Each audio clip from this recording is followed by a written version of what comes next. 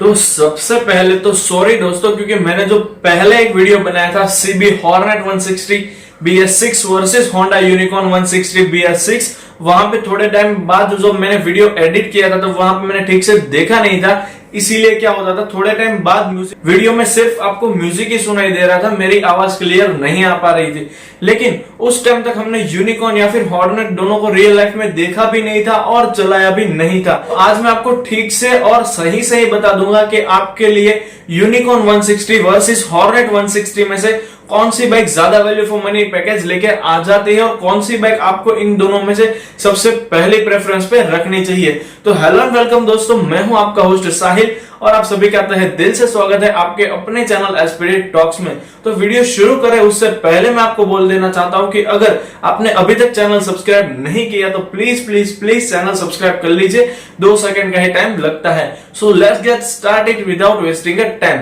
तो सबसे पहले हम बात कर लेते हैं दोनों ही बाइक के एक्सटीरियर लुक्स के बारे में। तो देखिए एक्सटीरियर लुक्स में क्या है ना दोस्तों, वो प्रेफरेंस ज्यादा तौर पे आपके ऊपर रहते हैं कि आपको इन दोनों में से कौन सी बाइक का लुक ज्यादा पसंद आता है। लेकिन फिर भी अगर मैं कंक्लूजन निकालने जाएंगे तो हॉर्नेट में आपको ज्यादा स्पोर्टी और ज्यादा थ्रिल महसूस करवाने वाला लुक प्रोवाइड कर दिया जाता है, जबकि यूनिकॉर्न में आपको एक सोबर, सिंपल और जो पारंपरिक लुक है वो प्रोवाइड कर दिया जाता है। ओवरऑल लुक की प्रेफरेंस आपके ऊपर है कि आपको इन दोनों में से कौन सी बाइक ज्यादा पसंद आती है। पर्सनल चॉइस बताऊं तो मैं सीधे तौर पे हॉर्नेट के ऊपर चले जाता है, क्योंकि वो एक 21st सेंचुरी के अकॉर्डिंग डिजाइन वहां पे प्रोवाइड करती है। अब हम आगे बात करते हैं दोनों ही बाइक के लाइटिंग सेटअप के बारे में, क्योंकि लाइट्स नाइट ड्राइविंग के वक्त बहुत ही ज्यादा इफेक्टिव रहती है। और यहाँ पे सबसे पहले हम यूनिकॉर्न के लाइटिंग सेटअप की बात करें तो वहां पे आपको कोई भी एलईडी लाइट देखने को नहीं मिलती। अब ये पर्सनली मुझे बिल्कुल भी पसंद नहीं है, क्योंकि वहां पे बहुत सारे चेंजेस के आपको यूनिकॉर्न में करने की जरूरत थी,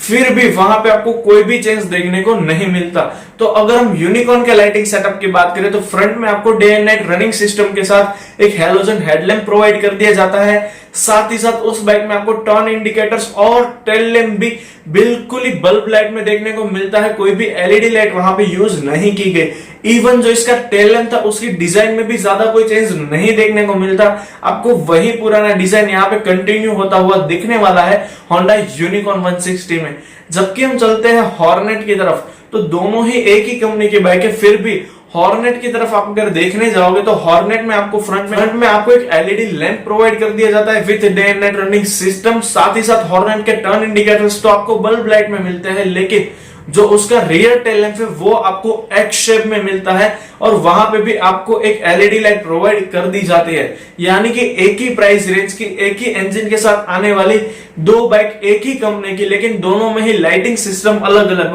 अब ऐसा क्यों है वो पर्सनली मुझे पता नहीं, लेकिन यूनिकॉर्न में जरूर से इन अपग्रेड्स की जरूरत थी जिसे कंपनी मिस आउट कर चुकी है। अब अगर हम आगे बात करें दोनों ही बाइक के इंजन सेटअप के बारे में तो सबसे पहले अगर हम यूनिकॉर्न की तरफ देखें तो वहां पे आपको एक 162.7 सीसी का 4 stroke single cylinder air cooled engine provide कर दिया जाता है विद ऐसा यानी कि साइलेंट इग्निशन सिस्टम, जो कि आपको 12.91 PS की पावर और 14 नैनोमीटर का टॉर्क निकाल के देता है। अब दूसरी तरफ जब अगर हम हॉर्नेट की तरफ देखने जाते हैं तो वहां पे आपको 160 सीसी का 4 stroke single cylinder air cooled engine provide कर दिया जाता है, जो कि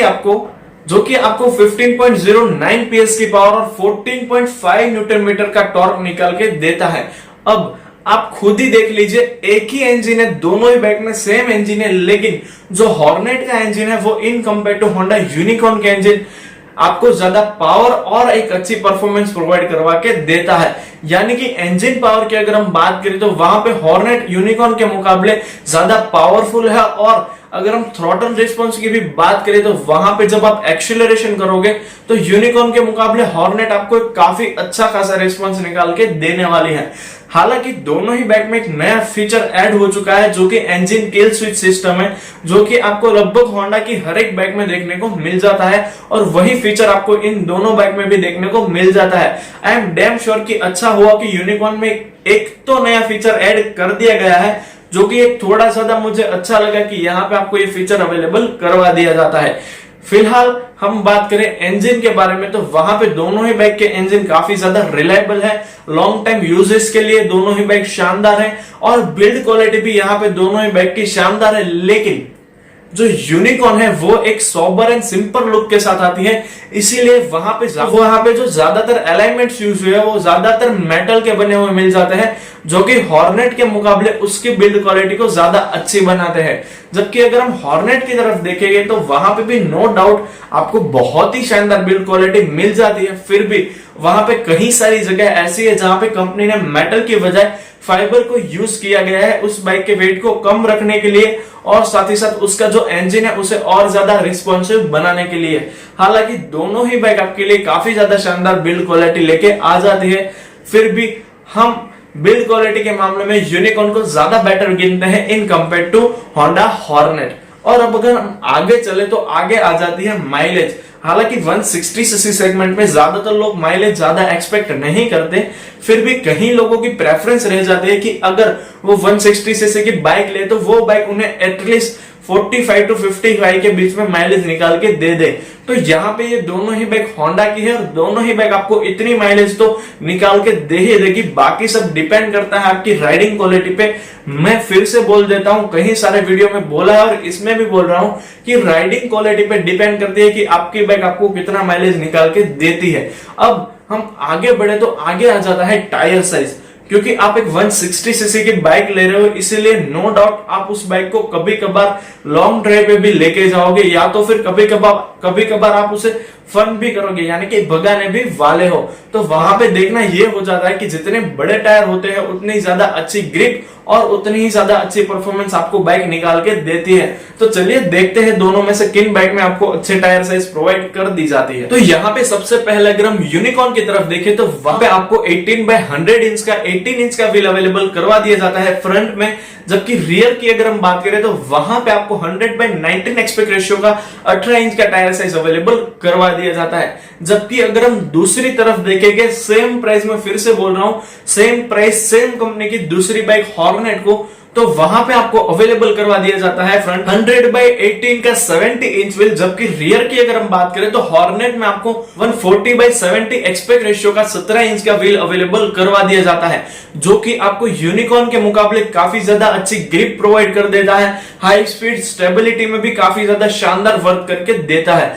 यानी कि टायर साइज और अच्छी ग्रिप के मामले में इन दोनों में से आपके लिए बेटर हो जाती है होंडा हॉर्नेट। अब हम चलते हैं फाइनल कंक्लूजन के लिए। उससे पहले मैं आपको 2-3 बातें इन दोनों ही बाइक की बता दूं तो दोनों ही बाइक में आपको फ्रंट में टेलीस्कोपिक सस्पेंशन अवेलेबल करवा दिए जाते हैं, रियर में दोनों ही बाइक में आपको मोनोशॉक एब्जॉर्बर सस्पेंशन अवेलेबल करवा दिए जाते हैं। हालांकि जबकि हम राइडिंग क्वालिटी की बात करते हैं तो वहां पे जो यूनिकॉर्न है उसकी बिल्ड क्वालिटी टफ होने की वजह से जो उसकी राइडिंग क्वालिटी है और ज्यादा इंप्रेसिव हो जाती है, लेकिन हॉर्नेट में भी आपको काफी ज्यादा शानदार राइड क्वालिटी प्रोवाइड कर दी जाती है। फिर भी अगर हम ओवरऑल इन दोनों ही बाइक की राइडिंग क्वालिटी को देखने जाए तो दोनों ही बाइक में आपको इक्वल राइडिंग क्वालिटी प्रोवाइड कर दी जाती है, ना तो कोई प्लस है या ना तो कोई माइनस है। फिर भी वो डिपेंड करता है आपकी राइडिंग क्वालिटी पे कि आप किस तरीके से अपनी बाइक को चलाते हो। और अगर हम बात करें तो यहाँ पे दोनों ही बाइक में आपको 5 स्पीड गियर बॉक्स ऑफर कर दिया जाता है, यानी कि गियर बॉक्स भी दोनों ही बाइक में सेम है, लेकिन जो आरपीएम रेशियो है वो वहां पे यूनिकॉर्न में ज्यादा हो जाता है 0-60 के वक्त, और जबकि हॉर्नेट है वहां पे आपको कम आरपीएम में वो बाइक आपको 0 से 60 तक पहुंचा देती है। यानी कि जो होंडा हॉर्नेट है वहां पे आपको एक ज्यादा पावरफुल इंजन मिल जाता है, साथ ही साथ एक न्यूली डिजाइन भी मिल जाता है, एक इनक्रेडिबल ग्राफिक्स डिजाइन भी प्रोवाइड कर दिए जाते हैं, साथ ही साथ वहां पे आपको एक शानदार लाइटिंग सेटअप भी अवेलेबल करवा दिया जाता है। अब अगर आप मैंने जो बोले हॉर्नेट के प्लस पॉइंट उनको ही देखने वाले हैं तो आपके लिए हॉर्नेट ज्यादा बेटर है। जबकि अगर आप एक ज्यादा बेहतरीन बिल्ड क्वालिटी चाहते हो, साथ ही साथ आप सिटी राइडिंग में कंफर्टेबल राइडिंग वाली बाइक चाहते हो, कंफर्टेबल यानी कि बहुत ही अच्छी राइडिंग क्वालिटी आपको जो यूनिकॉर्न है वहां से मिल जाने वाली है, तो वहां पे आपको यूनिकॉर्न में मिल जाती है सुपीरियर राइड क्वालिटी और साथ ही साथ टफ बिल्ड क्वालिटी। बस यूनिकॉर्न के तो यही 2 प्लस पॉइंट है, बाकी हॉर्नेट में तो आप गिनने चले जाओ। फिर से बता देता हूं, एक शानदार लुक, शानदार ग्राफिक्स डिजाइन, शानदार लाइटिंग सेटअप और यूनिकॉर्न के मुकाबले ज्यादा पावरफुल इंजन। अब आप देख लीजिए कि आपके लिए इन दोनों में से फर्स्ट चॉइस यानी कि कौन कौन से पॉइंट्स ज्यादा जरूरी हो जाता है, बस उसी हिसाब से आप डिसाइड कर लीजिए कि दोनों में से आपके लिए कौन सी बाइक ज्यादा बेटर हो जाती है। हालांकि इन दोनों ही बाइक की एक शोरूम प्राइस 1,09,000 से स्टार्ट हो जाती है, एक शोरूम दिल्ली के अकॉर्डिंग। और अगर एक बात मैं आपको एक बात बताना भूल गया कि दोनों ही बाइक में आपको फ्रंट में सिंगल चैनल एबीएस भी अवेलेबल करवा दिया जाता है। हालांकि ब्रेकिंग के मामले में होंडा हॉर्नेट ज्यादा बेटर है in compare to Honda Unicorn, क्योंकि उसकी ब्रेकिंग स्लीपरी सरफेस पे भी काफी ज्यादा इफेक्टिवली वर्क करके देती है। अब मैंने तो आपको इन दोनों ही बाइक के जो प्लस प्लस पॉइंट्स थे वो आखिर में बता दिए, तो आप इन दोनों ही बाइक को चलाइए एक बार अपने नजदीकी शोरूम पे जाके विथ फुल सेफ्टी, क्योंकि अभी इंडिया का माहौल बहुत ही ज्यादा खराब है, तो प्लीज अपनी सेफ्टी को ध्यान में रखिए ज्यादा तौर पे। और मैं आपको बताता हूं दोनों ही बाइक एक बार टेस्ट ड्राइव लीजिए, फिर डिसाइड कीजिए कि सही में आपके लिए कौन सी बाइक ज्यादा बेटर हो जाती है। पर्सनली अगर मुझे प्रेफरेंस मिलती कि आपको इन दोनों में से कौन सी बाइक खरीदनी है, तो I am damn sure go with the Honda hornet. तो अब आप डिसाइड कर लीजिए कि आपके लिए सही बाइक कौन सी है। तो बस दोस्तों यही थी हमारी आज की वीडियो, और फिर से एक बार सॉरी वो पुराने वाले वीडियो में म्यूजिक की जो प्रॉब्लम आ रही थी उसकी वजह से। तो बस दोस्तों यही थी हमारी आज की वीडियो। आई होप दैट कि आपको ये वीडियो पसंद आई हो। तो ऐसे ही और इंटरेस्टिंग वीडियोस देखने के लिए चैनल लाइक शेयर और सब्सक्राइब करना ना भूले। तो thank you friends for watching this video till two the